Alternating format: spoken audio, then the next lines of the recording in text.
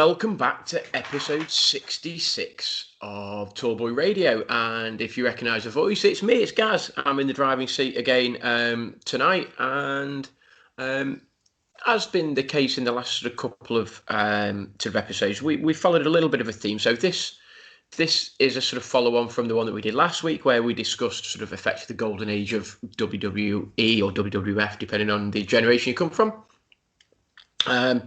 And this week, sort of we're going to start to think about and maybe discuss perhaps a slightly darker side of wrestling and perhaps the stories that maybe sort of people don't want you to hear about and stuff. So behind the glitz and the glamour. So we're going to explore all of that. But before I do that, I'm going to introduce our guest tonight. Same as last time for the wrestling one, we've got a guest. So we've got my young brother Sid, so he's on, and obviously we've got the two regular guys as well. So if you want to introduce yourselves, guys, and let everybody know what you're drinking. Ad, do you want to go first?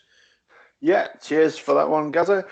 Yeah, great to be doing this one again. Great to have Sid back on. Nice to have him on 2 weeks on the bounce.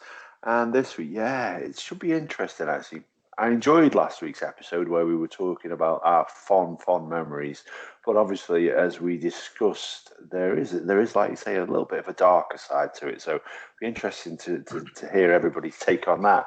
Now, in terms of the beer, I've skipped the EAM theme again this week because I've picked up one. I just wanted to drink it. It's Buxton Brewery's Kingslayer, which is a double IPA. And I have to say, I do love a double IPA, and this one is particularly good in the old TBR glass. If you're watching on YouTube, nice and yellowy, really, really hoppy. It's an absolute delight, and 8% is just about where it needs to be. Superb. Andy, do you want to go next? Sure. Hi, I'm on the old triple pie rat. Nice. Good to see that. Yeah, I needed it today. It's been a long day. Been a long day. What was that? 10 till 2?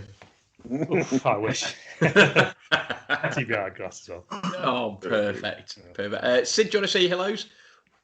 Hi guys, good to be back. So this is actually the first time I'm actually having a beer or a drink tonight on TBR. So off work tomorrow.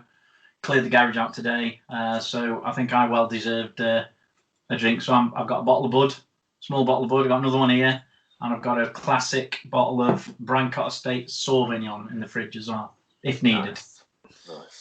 Nice. Good work. I'm on a good old TBR favourite, Leffy.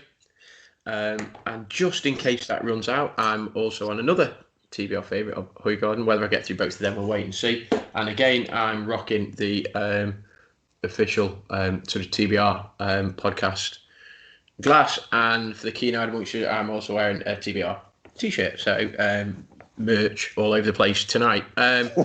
Yeah, just before we start, I don't know whether anybody has any shout-outs, anybody want to mentions or anything like that. Give us a holler if there's anybody in particular that you want to sort of give a shout-out to. Do you know, I don't have anyone specific this week just for a change, but I will give a shout out to our pals in Oklahoma, Tilly and Shiner. They've just updated their logo and it looks pretty smart. Well impressed with that one. I know listening to their episode, they have plans on using that design to make a Smokey and the Bandit themed Tilly and Shiner t-shirt. So I will certainly be sticking my hand in my pocket to pick that one up when it comes out. Nice work. Andy, Sid, anybody in particular, any shout outs? No? No, not really. No, just again to my eldest. Well, first time, sorry, to my eldest son Lewis, who gladly, when this all first started, I'd have asked him to do some music for the podcast, which he did, which I thought was pretty good, to be fair, and I think it's still being used now. Some of it towards the end of the credits. We do. We use it as the closeout music, and if you check our show notes on YouTube and on wherever you listen to the podcast, you'll see his name in the credits. Certainly does. Happy days. Yeah, shout out to Lewis. Yeah, that's it. Cool. Andy, anybody in particular? Just the usual. Usual suspects. Yeah. Again, similar to me. Usual suspects. Shout out to the Double Trouble guys. Obviously, sort of keen listeners to TBR will understand after this week why I've given them a particular shout out. I won't say too much, but particular shout out to those guys. Looking forward to the beer club and the sort of stuff that they've got coming along. So that's going to be interesting to see what we get. I think sort of 3 of us have signed up for that. Myself, Adam, Andy, I think I've sort of signed up for that. So looking forward to see what they've got. And then just the normal crew again, the normal guys that retweet and comment this, that, and the other. But yeah, nothing really specific for me this week. So right, guys, so let's get into it. Sort of slightly sort of darker subject matter. I mean, obviously, I really enjoyed reminiscing a bit like I had last week on sort of wrestling and the golden era and all those famous wrestlers that we sort of grew up loving, the glitz and the glamour and all of that. And we sort of discussed, obviously, when we sort of pre-production and all that, we sort of chat about what we can talk about. And actually, we all sort of felt as though there was perhaps a sort of slightly darker underbelly or a slightly darker side to wrestling that you don't really see that much of. And I know that Ad has sort of mentioned and seen sort of a documentary that focuses on one of the wrestlers that we spoke about last week, so Jake the Snake and that sort of stuff. And there's a couple of documentaries that I wanted to mention. But what were your thoughts in terms of the dark side of wrestling? I mean, at the time, were you aware of it? Did you hear the stories about sort of the slightly dark side, the injuries and the addiction and all of that sort of stuff? I mean, I know you obviously went to a couple of events. Were you aware that there was a sort of effectively darker side to it, or at the time did you feel as it was all glitz and glamour? Yeah, I think that's pretty much it. No, completely unaware until maybe 10, 15 years later when you start to hear the stories. Like you say, there's a very sharp veneer that's put on the wrestling, and it's that sort of Americana, the glitz and the glamour, and it's great to see. But like you say, it disguises sometimes what goes on behind. And it's one of the things we talked about, wasn't it, in terms of that. You know, back in the day, wrestling was great because literally every time you switched on your telly, there was big names fighting big names. And nowadays, there's not. It's all talk and it's boring as hell to watch. So, which is probably why we dropped out of it, maybe because we're a little bit too old for that kind of stuff. But you know, we wondered, didn't we, if that was part of the reason behind it, as to the making it a little bit more safer for the guys involved. Yeah, absolutely, and. Sid, I mean, obviously you were part of the episode last week, and I know that sort of growing up, you were a massive fan. Sort of same question to you, really. Were you aware at the time, or did you just affect it? I mean, I know you were sort of younger and stuff, but was it a case of, oh my God, look at these guys? Was there any thought of, well, actually, what are these guys putting themselves through? Or again, were you a bit like I'd just like, oh my God, glitz glamour, I want to be that guy, sort of thing? Yeah, absolutely. Yeah, absolutely like that. None of the thinking, well, steroids and this and that and anything behind the scenes at all. It was just glitz and glamour. So like it's only, you hear about things and obviously the internet, and you see things on the internet and what have you. That only come to light since that. But yeah, I've never once thought that behind what goes on behind the scenes at all. Never. Yeah. Andy, sort of similar for yourself then? I mean, slightly different, I suppose, generation of wrestlers. Obviously, Andy, you're a bit younger than us and stuff, so slightly different. Were you more aware of perhaps some of this slightly shadier or darker stories to do with the historical wrestlers, or was there anything that you picked up from sort of your era, which was possibly slightly later than ours? Not really, no. I mean, I used to just when I was younger, just watch the events. Never really had the internet or anything when I was younger, so it was just just watch whatever was on TV. So, all just whatever you see on TV, that's all I knew of wrestling sort of thing. So it was all these guys are putting themselves through all this stuff, blah blah blah. I think for myself, where the generation changed to like the Rock started coming up, and it was 2000s. I think you could tell there's a change in the business with. I think probably because I was a bit older as well. The stories started coming out then about drug use and stuff like that. But I think it did start getting cleaner and cleaner. Like they cut down on a lot of the match types and stuff like that. Yeah. But yeah, we'll go more into that later on. Yeah. When you look back on it now, though, and you're watching an old wrestling match, it's like, yeah, he must have been on summer. Like, like you see Ultimate Warrior like just charging around for like an hour. It's like, God, I'm like probably half his age now, and I still can't do that.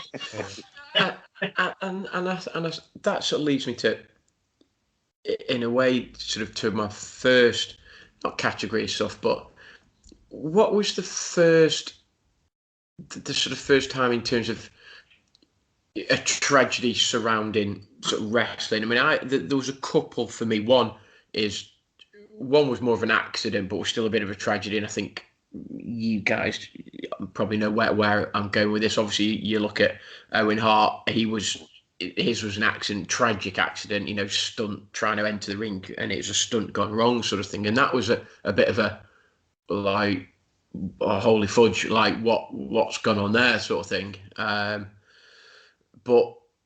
the Chris Benoit for me was like shocking. Like where did that come from? And it got me thinking, was that tragedy? And it was, because for those that don't know, he was he basically murdered his wife, and he murdered his 7-year-old sort of child, and then committed suicide effectively. So and I remember thinking at the time, sorry, down to what cause was it? Yeah, that's what I'm saying. Yeah, so they sort of don't know, and you do a bit of research, and they sort of don't know, but they did put it down to again, possible substance abuse, depression. There was sort of mental health that which obviously is prevalent in the times that we live in now. But there was nothing.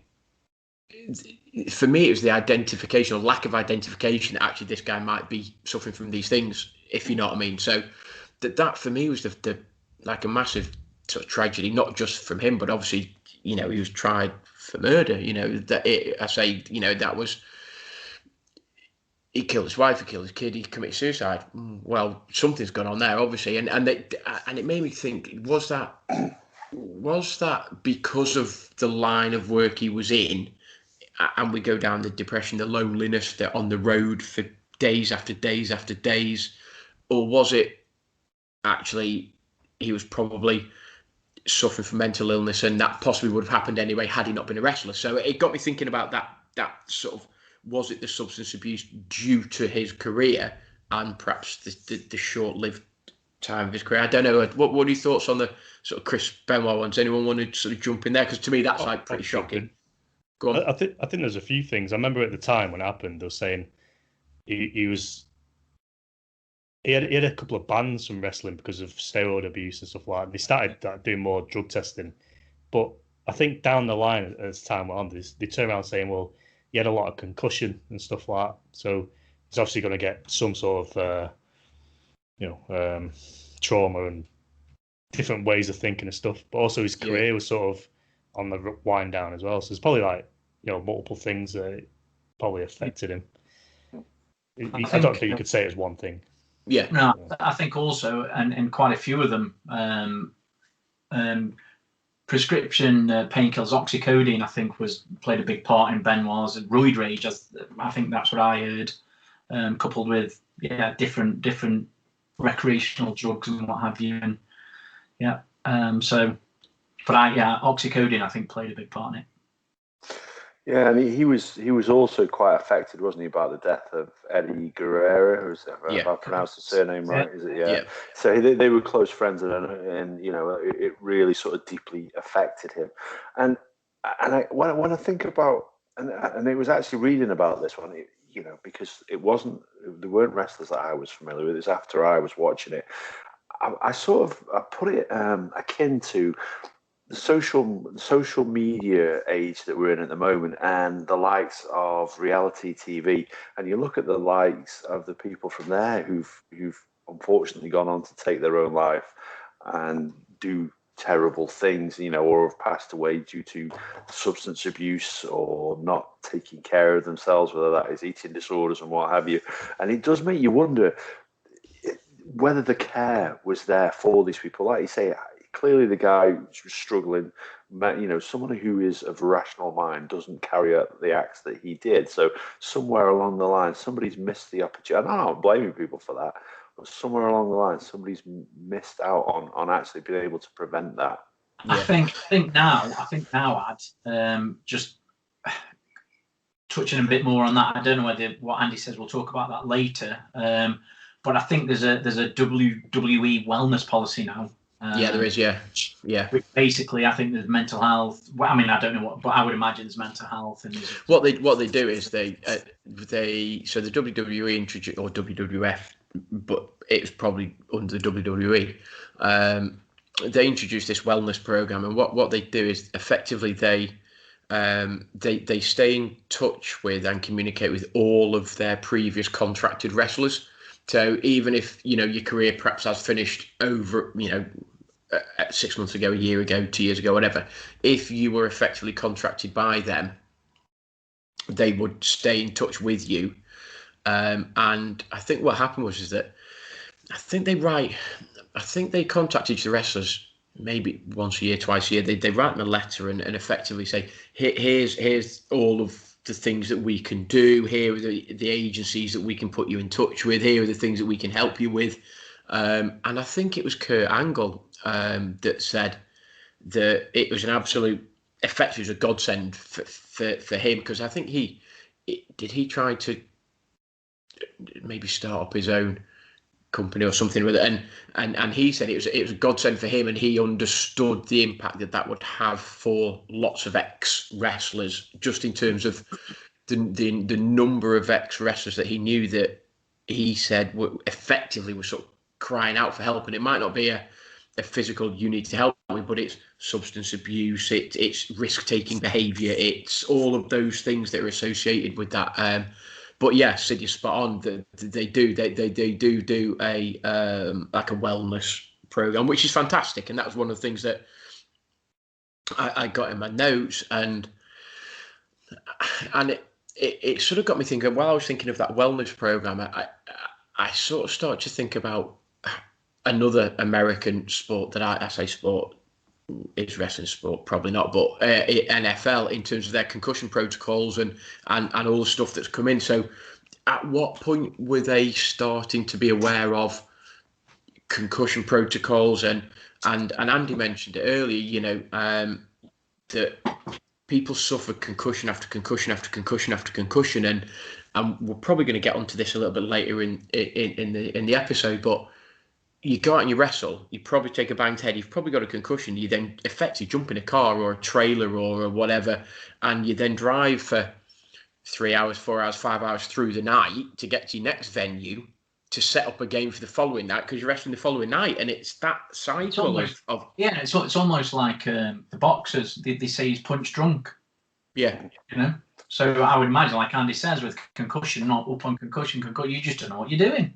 But I think back in the day, it almost felt as though, and I don't know whether we touched on this last week, but it was like a big name versus a big name. And you've built it on all of your posters, all of the because it's possibly slightly pre-internet or initially the start of the internet, but everything would have been maybe radio media, local television posters, and it was like the Ultimate Warrior versus Macho Man Randy Savage or whatever. Now, if the night before Macho Man Randy Savage has come off stage, got a bit of a bang on the head or whatever, at the time they were like, excuse my French, like, sod that. We've got 70,000 people watching you tomorrow night, and you're meant to be fighting this guy. We can't suddenly sub you out and sub somebody else in, like the bloody 1, 2, 3 kid or whatever. You know what I mean? It's like we've got to have a decent name. And I think you're right. And there's that pressure of performing like night after night after night after night. And I don't know whether or not I'm sort of making an assumption they have, but have they got a concussion protocol? And I know they have doctors. Are they really? In 2016, there was a bunch of wrestlers actually who brought a class act against the WWE on the basis of the concussion act. So one of the main guys actually I was reading about, and to be honest, when I looked at the picture of him, I didn't recognize him at all, was the Berserker. Oh, okay, you remember the guy who's 6'8", huge beard. You looked at him now, and yeah, you would not recognise this individual.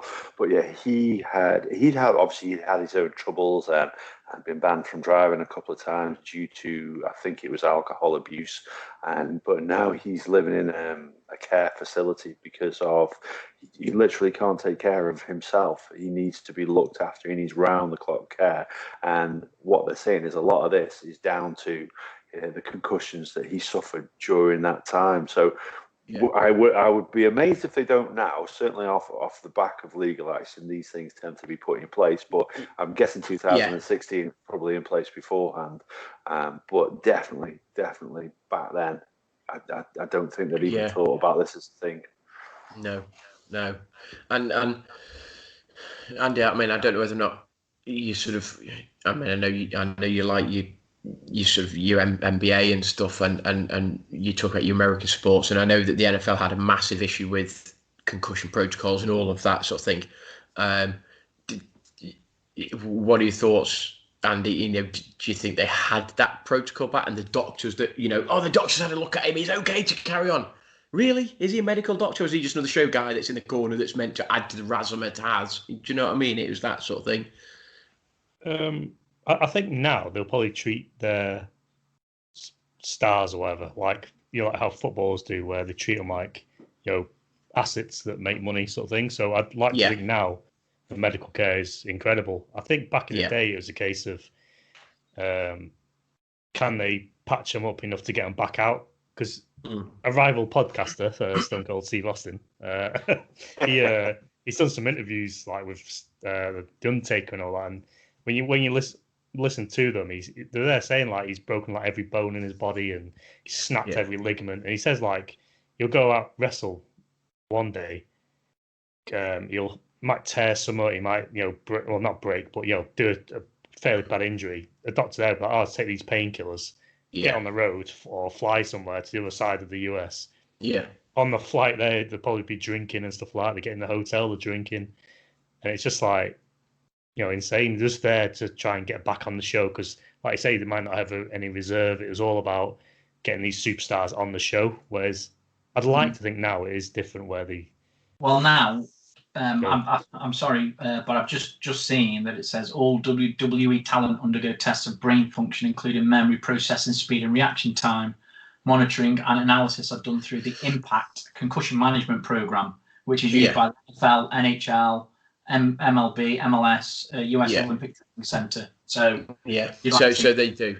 But it's interesting because back in the day, I suppose the longevity of their careers or lack of longevity meant that actually not quite. If you refuse, I mean, I don't necessarily know whether it was sort of Vince McMahon as such, him per se personally, or it's just the organisation, but could you refuse to go on?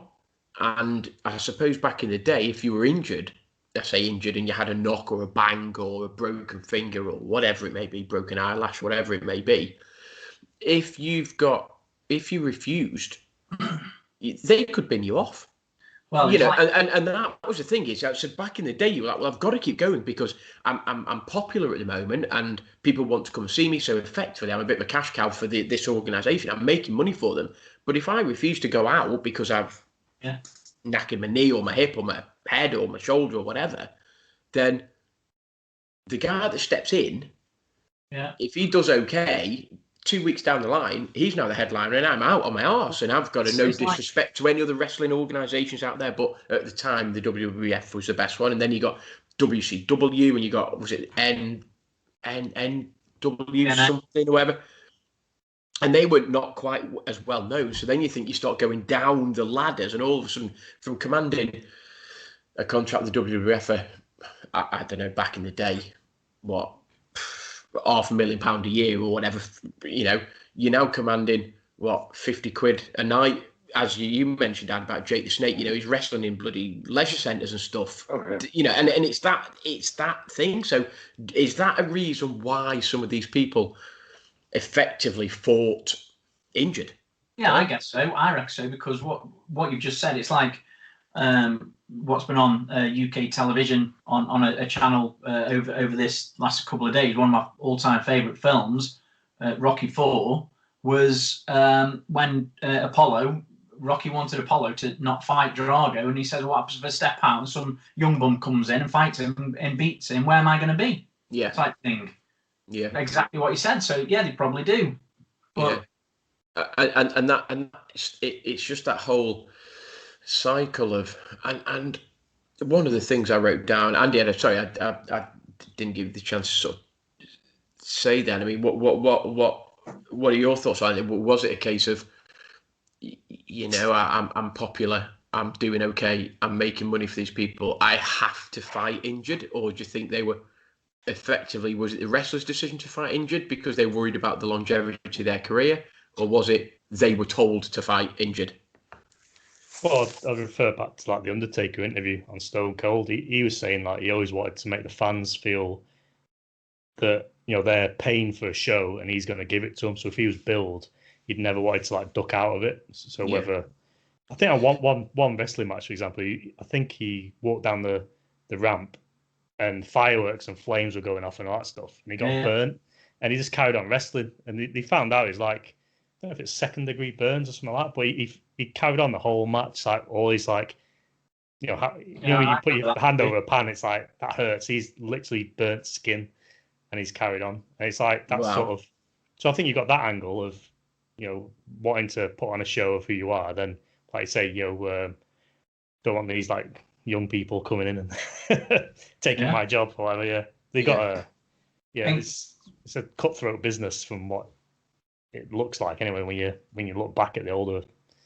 And I think, like going back to your original question that you posed, Gaz, what was the first memory or that you thought about the dark side of it? For me, one of them was the British Bulldog. I think that was 2000, something like that. Yeah, Davey Boy Smith. He was on my list, and I have got a list of the ones that I remember. But yeah, go on, Davey Boy Smith. And what do you know about him then? Well, not a lot. It's just I know that I think it was SummerSlam '92 in his match against Bret Hart. I was there. I think later on, Bret Hart said basically he was messed up on crack, and that was 1992. Yeah. In an interview afterwards. So it was obviously quite prevalent then as well, really. Well, Davey Boy Smith died when he was 39 years old. Yeah. He was 39 years old, and the coroner said the official reason was heart attack, and however, what they did, they attributed some steroid reliance because for years he wanted to be a wrestler, and when he was a kid, they said he was too small. So for years and years and years, he effectively bulked up on steroids, and he was reliant on steroids to become bigger. And I don't know how tall he was, but from memory, I remember him being quite a short but ripped fighter. He wasn't like a 6'7", 6'8". I suspect he was probably his build height was 6'2". Oh, okay. I would suspect he was shorter than that. Yeah, I thought he was like 5'10" or 5'9". Yes, I would have said that. To be fair, but he always reminded me a little bit of a Shawn Michaels build, but not a like massive. But then again, it's a bit like when you watch the NBA and you see the small guys. The small guys are 6'2". The tall guys are 6'8", 6'9". And you look at small guy and he's like, "How big is he?" Yeah, 6'2". And you're like, "What, really?" But Davey Boy was obviously British Bulldog, and he was one that you cheer for, being British and being a fan and all of that sort of thing. But 39 years old, heart attack. They said probably steroid reliance and painkiller addiction. So he was one that got injured, and it goes back to what you were saying, Sid, about being prescribed these painkillers, whether it's morphine or oxycodone or whatever it was back in the day. But they were prescribed them, and then they learn to rely on the relief from the pain that gives them, and therefore it becomes just a habit. And there was I don't know whether there's a podcast or an article, and it was something like, how does I'll just try it become I need it? Do you know what I mean? So it's the transition of I'll do it once, or I'll try it once, or I'll take that painkiller once, and it talks about the journey of that to actually I now can't function without that, and it's that journey that people go on and effectively become addicted to things. You know what's interesting as well is like Davy Boy, for example, like to get to a big muscly size, you got a lot of work. You got to eat really strictly, count your carbs, proteins, all that sort of stuff. Yeah, you have to work out a lot, sleep well, not eat junk food, not drink. So to go from that to then going, like I say, building up on like painkillers and then maybe a bit harder drugs and harder and harder and harder, and it's like, how do you end up on crack from someone that's like really like regimen and how they live? You know what I mean? You probably go up, train twice a day or whatever. Yeah. I'm just gonna go to smoke this little. I'm guessing the guy who was selling him the roids probably illegally would be saying, "Here, have some of this. This will sort you out for your pain relief. Just a little bit of this here and there. I'll give you the first bit for free." Yeah, and you can imagine the conversation that happened, can't you? But he was, he was 39 years old, and when I was doing a bit of research and a bit of reading and stuff, I put on it was something I googled something like WWF wrestling deaths or something like that, and there's a Wikipedia page. Like genuinely, I couldn't get over how many people effectively don't make 50. And I mean, like, just don't make it. And I've got a list here, and I think there's only one here, and I've only put him on because he was mentioned in the episode last week. And out of the list, and there's lots of, and literally, but there were hundreds. Not only was I shocked with like how young they were dying, it was how many, and literally there were hundreds. Can I just butt in there? And I think, to be honest, I'm guessing it's the people or the celebrities, if you like, who have made it, so to speak, and have become big in the sport or entertainment.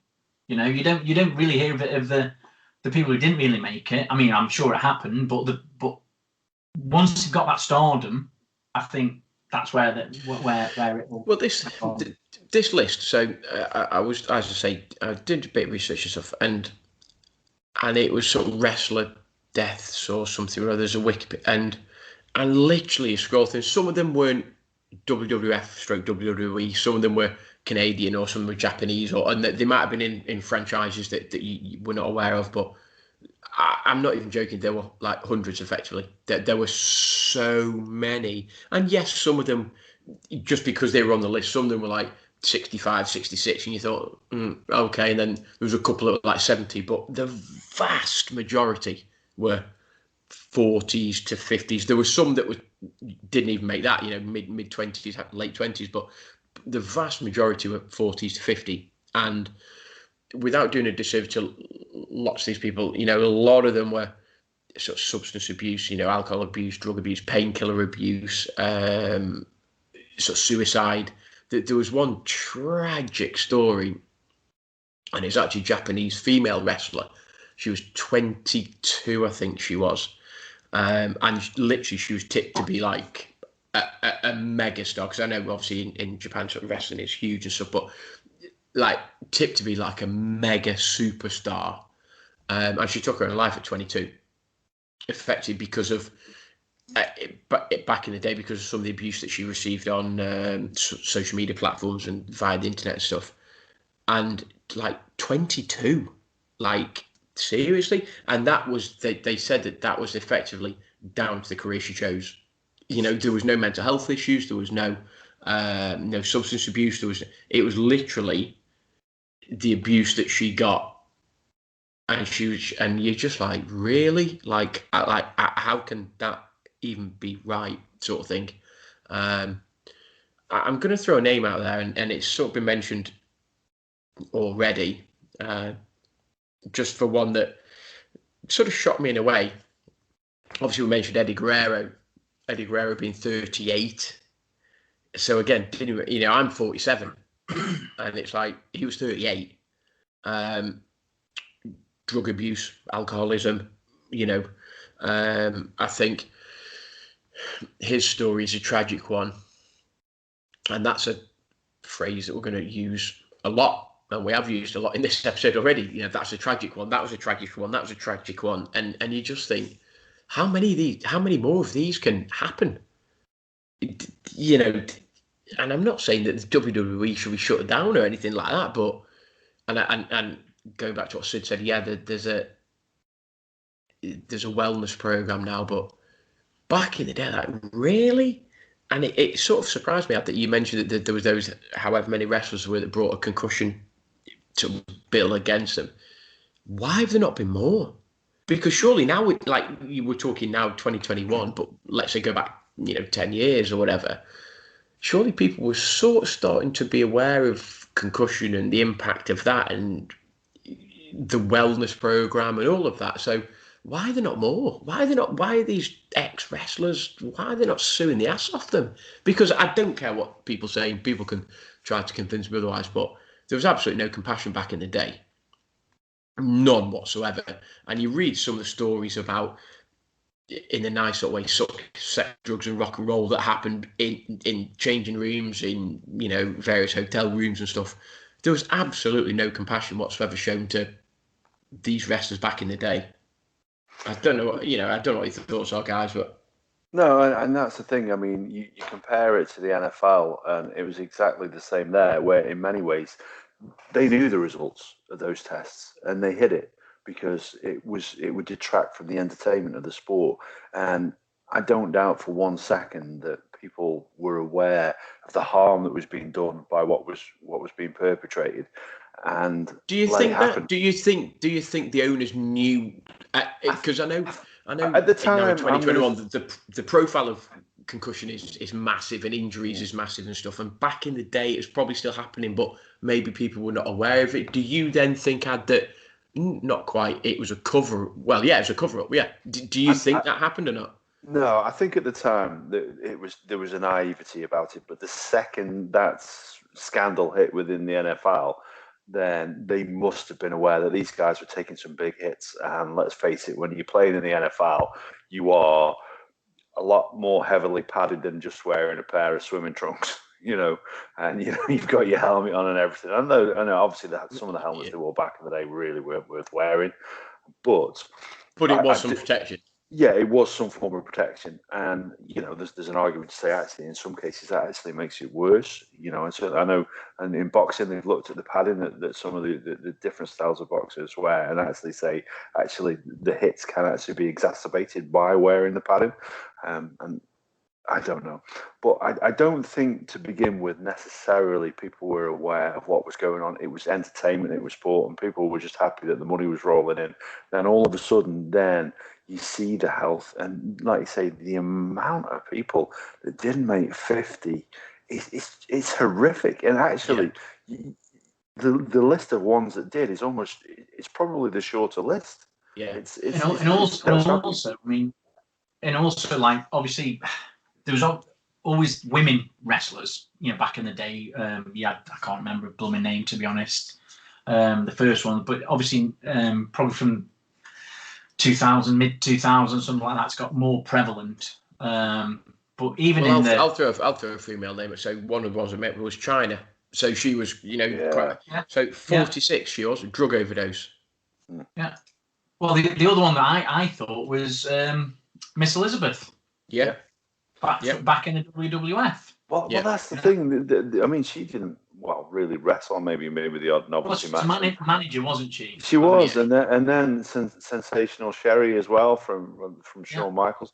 Again, another one who barely made it into her 40s. Yeah. And it's just like, again, it's substance abuse. It's like, gee. Well, Miss Elizabeth was 42.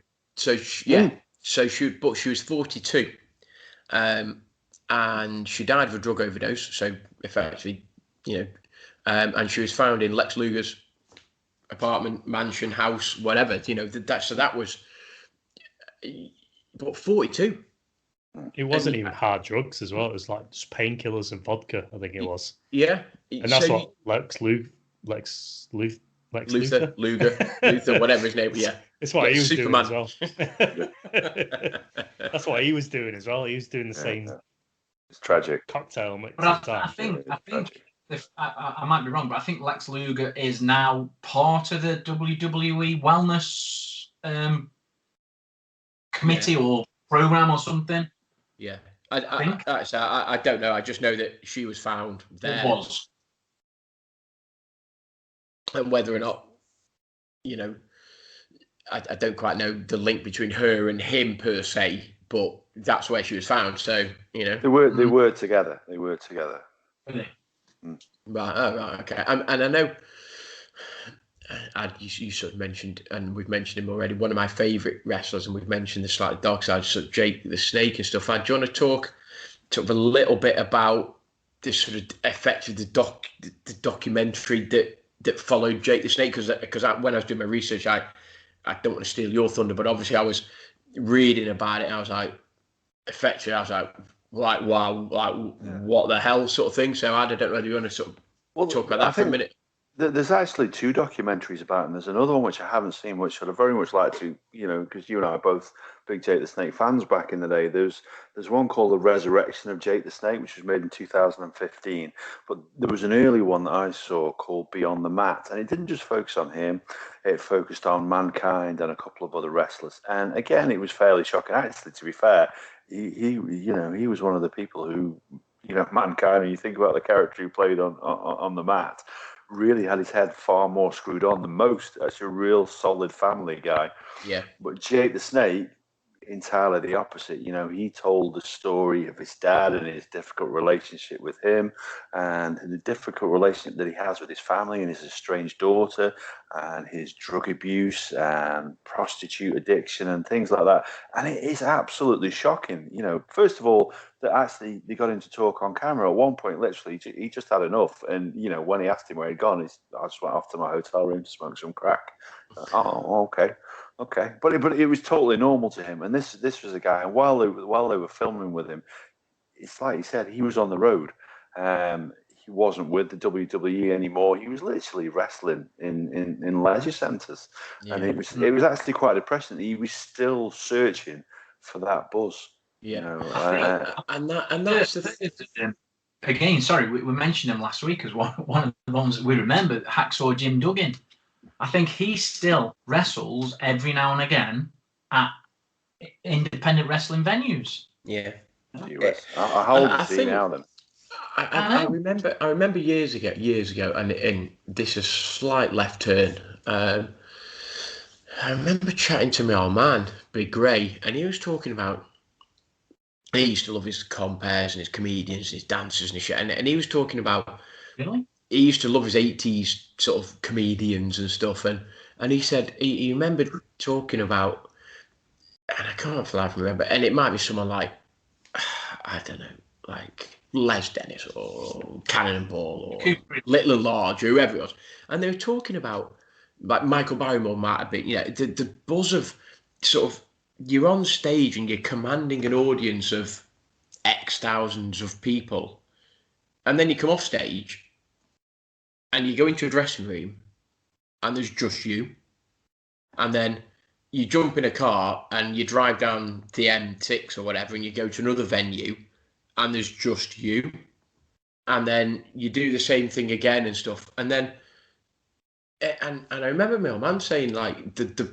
because he used to love his karaoke and his performing and entertaining stuff, and even at that level, which is an absolute mile away from what we're talking about, but he said the buzz of being on stage was amazing, and then you come off stage and it's like, oh right, oh okay, and it's almost like you want that buzz all the time. So you can imagine these wrestlers that maybe are on the road with WWF, and okay, Jake might fight, let's say, on a Monday, and he might be rostered to follow the WWF for a week or 2 weeks or whatever it may be, but he might not fight again until the Friday, the Saturday, the Sunday. So effectively, he's driving around the country, staying in hotel rooms, effectively not getting the buzz of wrestling. Now, some guys, very rarely would you find the Ultimate Warrior would fight on a Monday and a Tuesday and a Wednesday and a Thursday. You know, they might do Monday, Wednesday, Friday, maybe. But those off days, well, what do you do? What do you do to maintain that buzz? I read an article. Correct. Yeah, absolutely. Yeah. I think I read well, not necessarily that, but I read an article, and I think I read an article, or I've heard it somewhere, that basically the doctors turned around and said they're feeling down. Oh, we've got something for that, which is an upper. Yeah, then they've got downers to bring them down. Downers, yeah. They've got everything, for what type of mood they're in. So it can't help. Andy asked the question there earlier, didn't he? How did the British Bulldog, someone who obviously must have taken his fitness regime very, very seriously, get into drugs? That answers the question. Is somebody searching for that euphoria and stardom? I reckon. Yeah. And I think I think there's possibly two slightly different things there. I think you're searching for your stardom and you want to keep that buzz. I think one is you're looking for that buzz, and then I think the other one is now you've got it. You imagine someone like, I'm going to say back in the day, and you never really hear, I haven't, but Hulk Hogan, Ultimate Warrior, Macho Man Randy Savage, all the big name guys back in the day, The Undertaker, I suppose, fractionally later, but how the heck do they maintain their balance and their karma and their mindset after walking off a stage in WrestleMania in front of 80, 90,000 people? How do you maintain that? I heard level-headedness or whatever. I heard a great anecdote actually about the Macho Man Randy Savage, and I forget who it was who told it, unfortunately.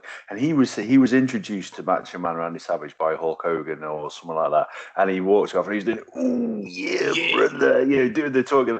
And the guy said to him afterwards, "How does he maintain doing that voice all this time?" It's like, he's not doing a voice. That's how he speaks. Years of getting hit in the head and smoking a shit ton of weed.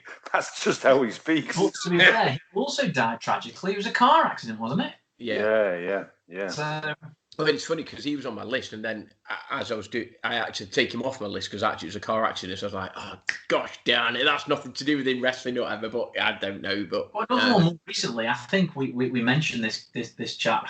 Probably myself when we talked about tag teamers last week. It was Jeff Hardy. Mm-hmm. And I believe that he had a match. He was heavily into drugs, and he actually turned up and he was in the ring, intoxicated. And the match that he had with Sting, he pinned him in under 2 minutes, and that was it. He just completely intoxicated. Yeah. Well, and he left, and they sacked him. And I think he's back now in some capacity, but his career's ruined, isn't it? It's not. They're using him like a poster child of sobriety sort of thing. So he's back wrestling with Matt Hardy as well, tag teams and stuff like that. But he went down a dark road of. Well, both of them did. Both of those guys did. And again, they came up on my. It was both of them came as being people who struggled with various sort of addictions and this, that, and the other. But the thing, I just want to move in a way slightly away from the addiction, although it ties in loosely, is the sort of loneliness and the depression aspect of it, in terms of you're on the road. It probably haven't got your family there, if even you have a family life. And I know there's a couple of wrestlers that have, this is going to sound horrible, married with children and are still married with children and stuff, but it sort of struck me as quite a lonely existence, if you know what I mean. And you're on your road, you're on your own, it's lonely, it's depressing. What do you do? Well, I'm going to go to this place, right? Okay, hook me up with a local dealer. I want something to get rid of this loneliness, this depression. So again, I asked the question, and if Vince was here, I'd ask him, what did they do? Forget actually recognizing the physical injuries of these people and what they were doing, but what did they do to recognize the depression and the loneliness that perhaps some of these wrestlers were going through? Did it happen? I don't know. Maybe it's, you don't really know. You'd like to think something happened, but again, obviously something I would imagine is happening with a wellness thing now. But back in the day, was it an arm around the shoulder saying, come on, don't Oh, come on, you're we all right. do this type of thing, you'll be all right. Snap out of it, you'll be Here's fine. that. Take this will You know, sort you out. and that's the thing. You know, the worst thing you can say to anybody that you know is perhaps suffering from mental illness or depression is, "Oh, come on, snap out of it. Come on, pull yourself together." Well, don't you think if I could do that, I would? Don't you think if I could pull myself together, I would? Don't you think if I could snap out of it, I would? You know, I don't choose to be like this. So it does make you wonder whether or not, you know, there were there signs, were there things that, and it goes back to what I asked Dad earlier, were they aware of it and then just swept it under the carpet as if to say, like, I don't really want to be dealing with this? And if that's the case, was that an institutional wide decision? I mean, I find that hard to believe, is the whole institution and business of WWF went, nah, don't want to be dealing with that. I think, to be honest, I think with over the last, I don't know, let's say 10 years, possibly more, mental health, just wellness, awareness has just become massively, it's major in everything. And I think in the 1990s, late 80s, early 90s, it wasn't really there, I don't think, to be honest. No, it wasn't. It was literally like you said, sort yourself out, son. Come on, pull yourself together. Pull yourself together. Nobody probably knew, or there's only probably a handful of people who knew how to deal with it. Whereas now there's loads of people you could go and see, you know, who can give you help. But that's my thing. I'm just going to go on, very quickly. I mean, for me, if someone told me just sort yourself out, I think I'd prefer that than explaining how I felt. And I'm not like, you know, old school. I just like to get on with things. I like to work through things myself. Would you not feel as though if you could do that, you would have the ability and the capability yourself to do that? So if someone said, come on, Andy, pull yourself together, do you not think if you could do that, you would have done that? To a degree, but then it's always, sometimes you just need someone else just to say something. And do you think it would be that kick up the arse that somebody gives you to say, come on, Andy, you know, pull yourself together, come on, get on with it. You know, you've got another show tomorrow night or whatever, just crack on. It works for me because I don't like people. Whereas like the people it doesn't work for, they need people to accept them or whatever. But what was the reason I put it in was just thinking of, if you look at the people who live longer than, you know, 30s, should we say, in wrestling, they've all had decent levels of success outside of wrestling. So, you know, you speak of Hulk Hogan, he's got his own brand in Hulkamania and stuff like that. He's got shops and stuff. The Rock does films. Yeah. You got other ones like Kane. He's now he's mayor of a town and stuff like that. And he is, isn't he? Yeah. So it's like, I don't think he wears the mask for that though. Oh, your favourite John Cena, Andy. No. He's bad in films. He's a great wrestler, but he's a terrible actor. But you know, like, I wonder whether if social media was as prevalent as it is now, as it was, well, now, if it was back then, would that be their alternative drug of saying, well, in between wrestling, I'll just post a picture of me, you know, drinking with Big Show or the Giant or someone like that. So back in the day, would that be the new, effectively, Instagram? So you got people that are snapping selfies and doing this and popping it on Instagram. Back in the day, would they be doing that, and would that be their release sort of thing? I think so, because you look at like all these reality TV shows where they use Instagram and all that as a way to keep their fame, sort of thing, innit? So whether both ways. As well, Andy. Exactly, because obviously you get a lot of online abuse. You know, you get a lot of trolling, don't you? Yeah, absolutely, which can then give you mental health problems, etc. So, but it can work both ways. But I agree with Andy. Yeah. So I'm gonna throw. I mentioned it earlier just because we sort of laughed and joked about him. But does anybody know who Matt Osborne was as a wrestler? I don't. Did he sing On the Wings of Love? On the Wings of Love? No, don't know. Sorry. It was Matt Osborne. Was he? He wasn't Kamala, was he? No, Doink. Doink. He's a quality wrestler. He was one of Andy's favourites that he mentioned last week. He was my least favourite. Apparently, though, I was doing a bit of research because he was 55 and he died of a drug overdose. So he falls into my sort of bracket of sort of wrestler stuff. But apparently, he reinvented himself sort of 2 or 3 times. I suppose a bit like is it like Mankind? Was it? Oh, he was the Socko guy. Mick Foley. He reinvented himself 2 or 3 times in 2 or 3 various was different Doink the Clown Repo? Was Doink the Clown Repo Man? Well, Doink was a couple of people. Yeah, that's what I'm saying. Yeah, okay. Yeah, I don't know. Well, you talk about Mick Foley. There was Junkyard Dog, wasn't it? Was that not Junkyard Dog? No. There was Dude Love. Love, yeah. Love, yeah. Yeah, it was. Mankind. Yeah. Yeah, Mick Foley, because he wrestled as himself effectively, yeah. But he did reinvent himself. But yeah, the only reason obviously Doink got in there was sort of drug overdose. I didn't enjoy him, but I didn't wish that upon him. Did Kurt Hennig, who was one of That disappointed me as well. You know, you call yourself Mr. Perfect. You know what I mean? Age 44, wasn't he? Yeah. Well, I got 41. You got 44, did you?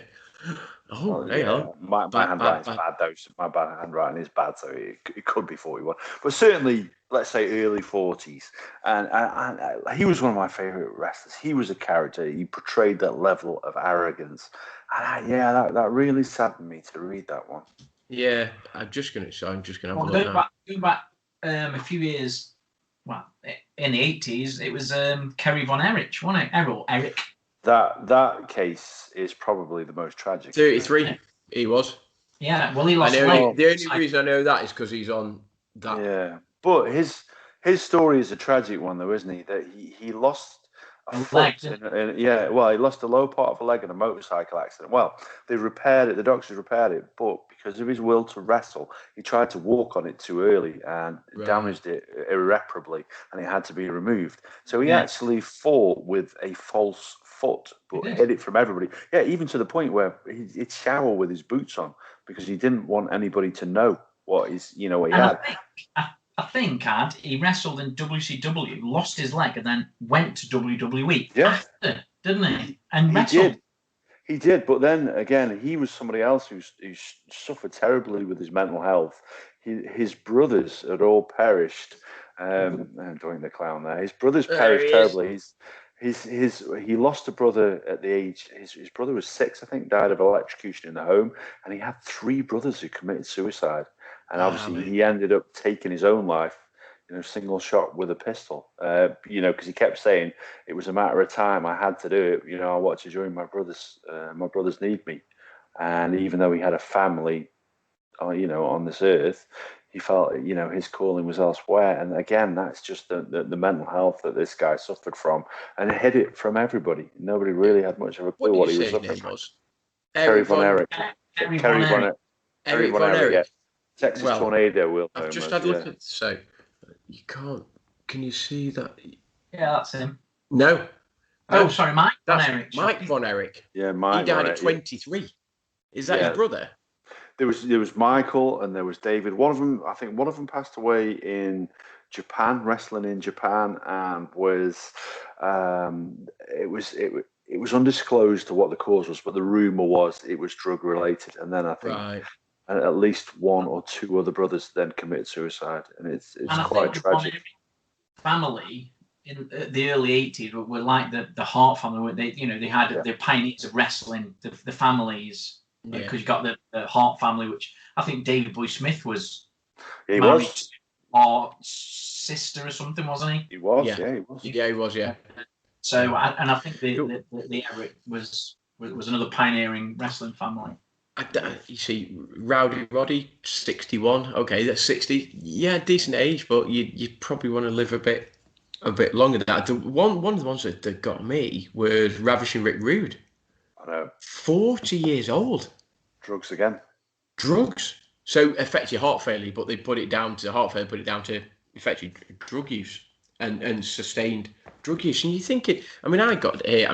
just the ones we mentioned: Owen Hart, 34, accident; Kurt Hennig, 41, drug overdose; Davy Boy Smith, 39, heart attack; substance reliance, steroid abuse; China, 46, drug overdose; Chris Benoit, suicide, but obviously, Eddie Guerrero, drug abuse, alcoholism; Doink, Matt Osborne, drug overdose; Miss Elizabeth, drug overdose. And you're like, it can't be coincidence. No.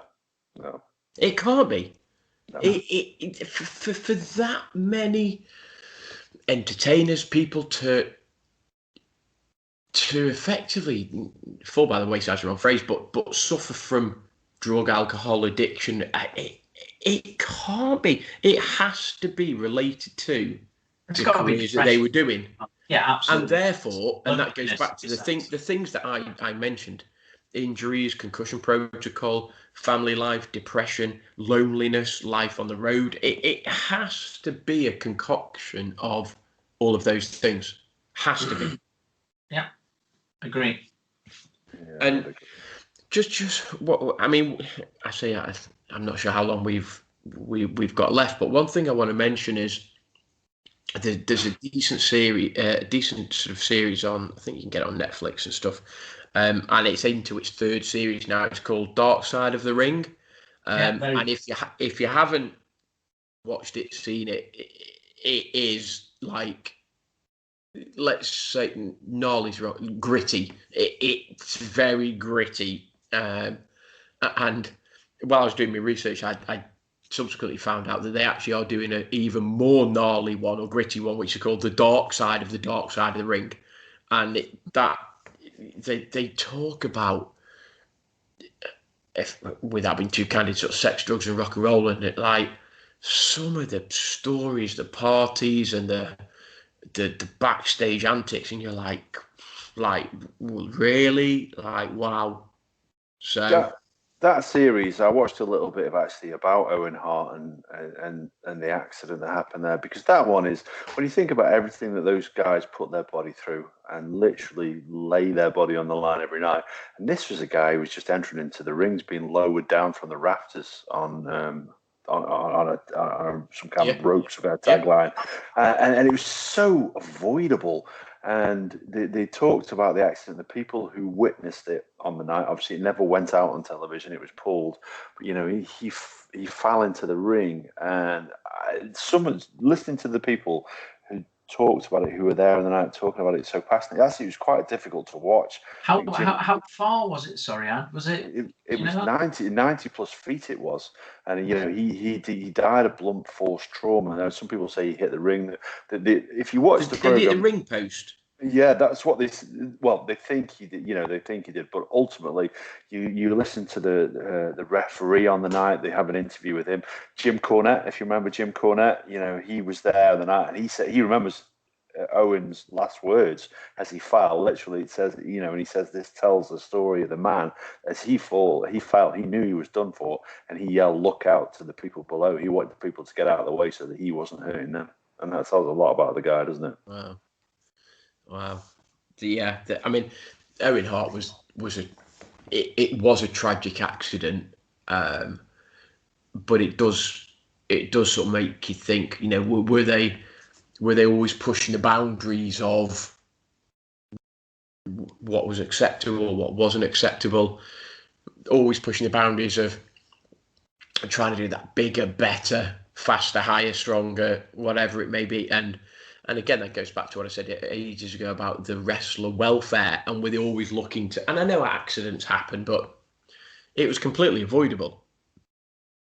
So, like, why were they putting that guy in that position, effectively, to do that stunt?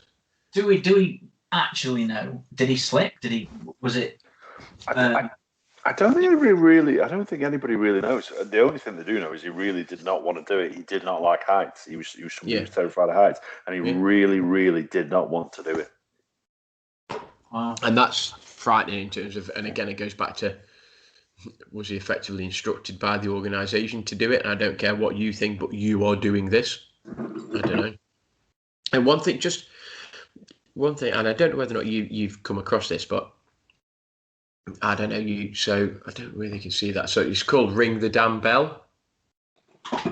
So if you could, so it's called Ring the Damn Bell, and I think they're up to episode 328. Wow. And basically, I'll just read the bio. This is the 328th installment of the Wrestling with Sin series, a group of stories that delves into the darker underbelly of pro wrestling. Many of the stories involve such subjects as sex, drugs, greed, and in some cases even murder. Blah blah blah blah blah. And I think they're on like 328, and then it's like there's 327 and 326 and so on. So I haven't yet, but I'd be interested to know. And that was posted episode 326, 29th of March 2021. So relatively current. So it's obviously still going on. So I don't know whether that's, I don't know on what platform that is. So I'll have to investigate that. But that sounds like maybe something that might be worth, if you're interested in this sort of thing, sort of checking out. Yeah, definitely. That's definitely worth a listen to. Well, I also remember last week, just quickly touching on this one, that you said, John, your younger brother, one of his favourite wrestlers was Umaga. Was that right? Umaga, yeah. He was your young death. Yeah, drugs. Who was that? Sorry, Umaga. Kumar. Kamala was, yeah. Sorry, Kamala, yeah.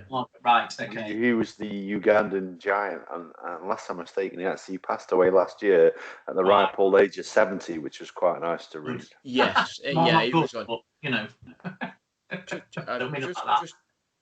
just had a look at the, and there is quite a lot of bio for the Wrestling with Sin, sort of 3 to 8.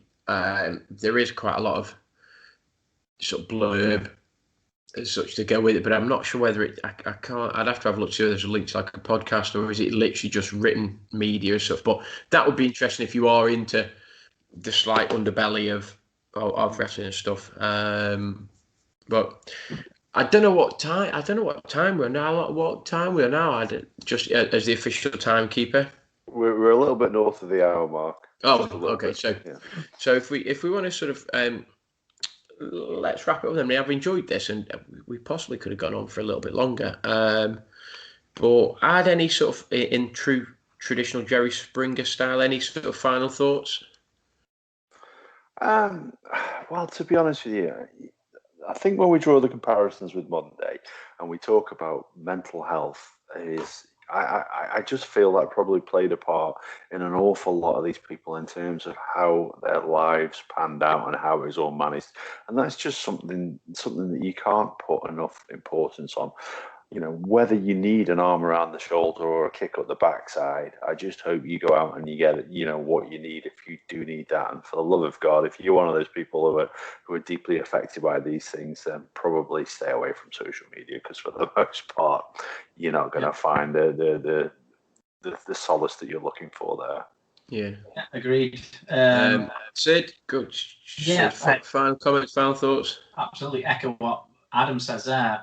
Just one word is avoidable, really. I know that's two, but avoidable is the main word. But yeah, could have been avoidable, definitely. I think. Yeah, Andy. Yeah, I think the guy said it all.